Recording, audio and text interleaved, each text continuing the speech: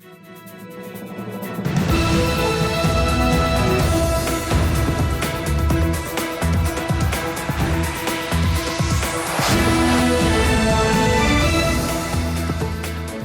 good evening. This is TV7 Israel News broadcast to you from Jerusalem, and in today's top stories.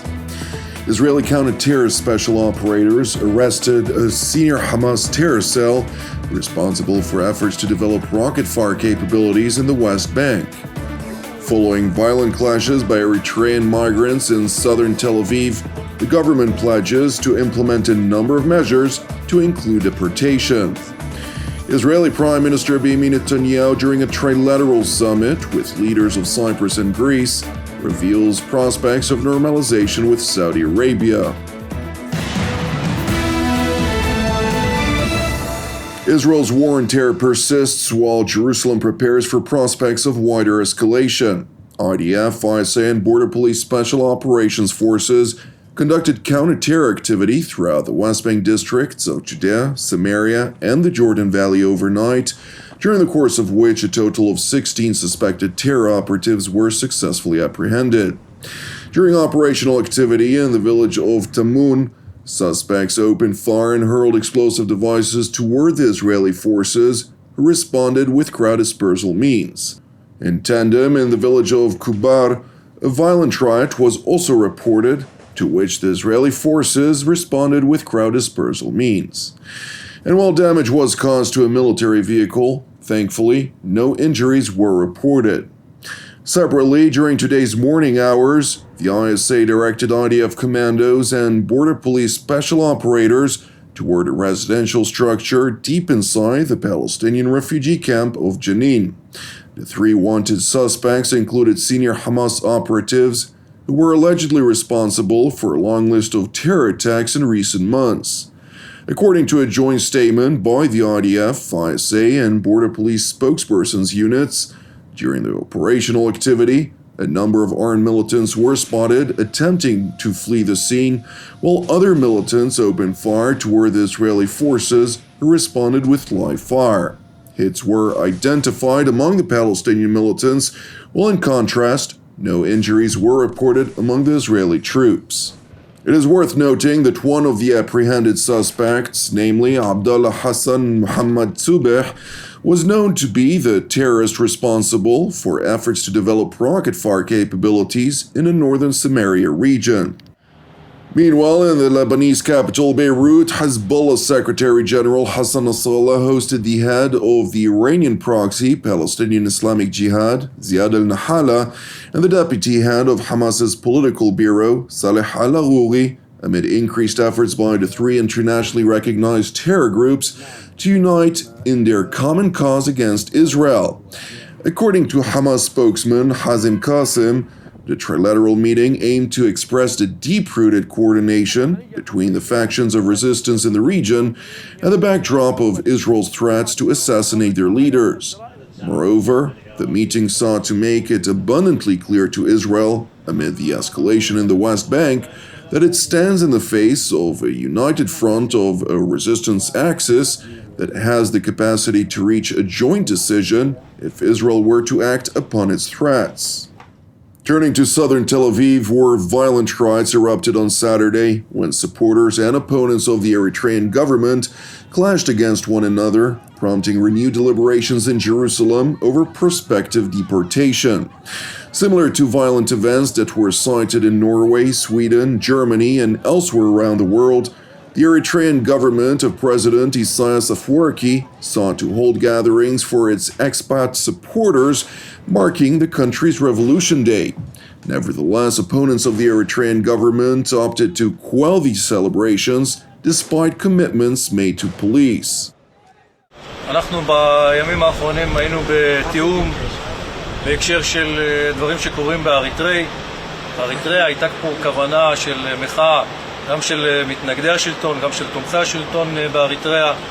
נקבע כי מסיבת תומכי השלטון יהיו פה במועדון שנמצא בסמוך לרחוב המסגר, והמחאה של מתנגדי השלטון יהיו בגינת הרציפים, באופן כזה שניצור ביניהם ההפרדה. הדברים היו בהסכמה, ניתנו רישיונות בהתאם. לצערי, החל משעות הבוקר הצדדים לא עמדו בהתחייבויות לא עמדו בתנאי הרישיון שניתן להם, הגיעו לפה בשעת הבוקר המוקדמות במטרה לסכל את האירוע. אנחנו נערכנו פה בכוחות מתוגברים החל משעות הבוקר, גם במהלך הלילה, מכיוון שנכנסו ידיעות שהם רוצים לשרוף את המועדון.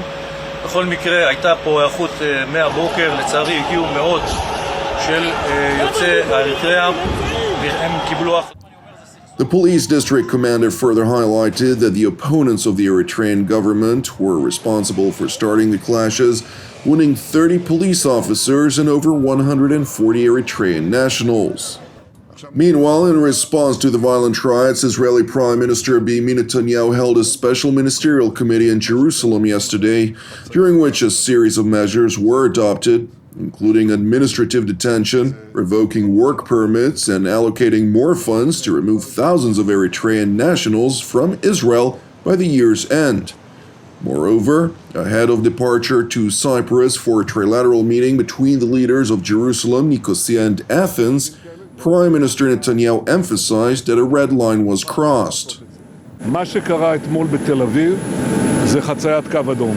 אז קודם כל אני מאחל איחולי החלמה לשוטרים שנפצעו, ואנחנו ביקשנו היום בוועדת שרים מיוחדת שהקמתי כמה צעדים מהירים, כולל גירוש אלה שמתומכי המשטר שהשתתפו בהתפרעויות הללו, אין להם כמובן שום טענה של פליטות, הם תומכים במשטר הזה.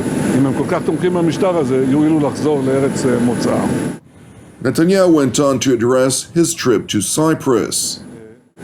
אני יוצא לפגישה עם מנהיגי קפריסין ויוון. אני מזכיר לכם שב-2016 הקמנו את הברית המזרח תיכונית, מזרח הים התיכון. הברית הזאת היא הצלחה גדולה מאוד. היא הביאה לשיפור עצום גם ביחסים הכלכליים, יחסי התיירות. אני חושב שעד עכשיו בטח מיליוני ישראלים ביקרו גם ביוון וגם בקפריסין. היא הביאה לשיפור ביחסי הביטחון, וכמובן אנחנו דנים גם בנושא האנרגיה. בנושא האנרגיה יש החלטות שאנחנו צריך לקבל בקרוב, כתוצאה מזה שעשינו עוד מהפך, וזה הוצאת הגז מהמים. דבר שאגב, כמו הגדר, התנגדו לו יריבינו הפוליטיים, וגם אנשי מקצוע התנגדו, אבל התעקשנו. זה נותן לנו לא רק את צרכי הגז של מדינת ישראל, זה נותן לנו גם את היכולת לייצא לאירופה. יש לנו כמה וכמה נתיבים לייצא. במפגש הזה אני הולך להתרכז על 2 מהנתיבים הללו, שזה צינור הגז המזרחי, או מפעל להנזלה בקפריסין, כדי לאפשר לנו לייצא גז מסיבי לאירופה, מה שממלא את קופות המדינה. אלה הנושאים שעומדים על הפרק. Meanwhile, in the Cypriot capital, the Israeli premier initially held separate bilateral meetings with the president of Cyprus, Nikos Christodoulides, and Greek Prime Minister Kyriakos Mitsotakis, respectively. Subsequently, the 3 leaders held a trilateral meeting which focused on a wide range of issues. This is without doubt a dynamic strategic alliance between partners of democratic values with shared objectives, and which invests in a joint vision of stability, prosperity, and security in our region and beyond. During our discussions, we review the progress achieved in multiple areas of cooperation, which have been developing all these years. We reaffirm our aim to intensify collaboration in fields such as energy, security, defense, economy, as well as academia and our diasporas. While speaking about collaborations on erecting an electric connector from Israel via Cyprus to Greece, as well as methods to deliver natural gas, which Netanyahu spoke about before traveling to Cyprus as well, the Israeli premier also highlighted prospects of Jerusalem normalizing its relations with the Kingdom of Saudi Arabia that would essentially open the door to new substantive opportunities. I think there's something else that could develop, and we discussed it at great length. There is now the possibility that we might have the expansion of the Abraham Accords to normalization with Saudi Arabia. All 3 countries view that as a great possibility, but they also see that this could lead to a connection between India, the Arabian Peninsula, Israel, Cyprus, Greece, Europe. There's a geographic connection, but it could be also something that would lead to many, many rewards for our peoples and for our countries. So I think we all see eye to eye on that. Greek Premier Kyriakos Mitsotakis, for his part, highlighted his keen interest of having India join the Trilateral Forum. We had again today the opportunity to discuss many fields of common interest. You touched upon many of those, but also the potential of expanding this trilateral partnership to possibly include in a 3+1 format other countries, not just the US, with which we are already working very, very closely, but other countries such as India, which, as the Prime Minister of Israel pointed out, would have a natural interest in looking towards the West and expanding its geopolitical but also trade footprint in our part of the world. Prime Minister Mitsotakis further stressed the deepening alliance between the three countries, while underscoring the vital importance of close security collaboration between Athens and Jerusalem. Thank you for watching TV7 Israel News. Separately, I would like to encourage you to pray for our persecuted brothers and sisters worldwide, as well as for the peace of Jerusalem and salvation of Israel. Jonathan Hassan wishing you a Shavua Mevorach, and God willing, we'll see you again tomorrow at the same time.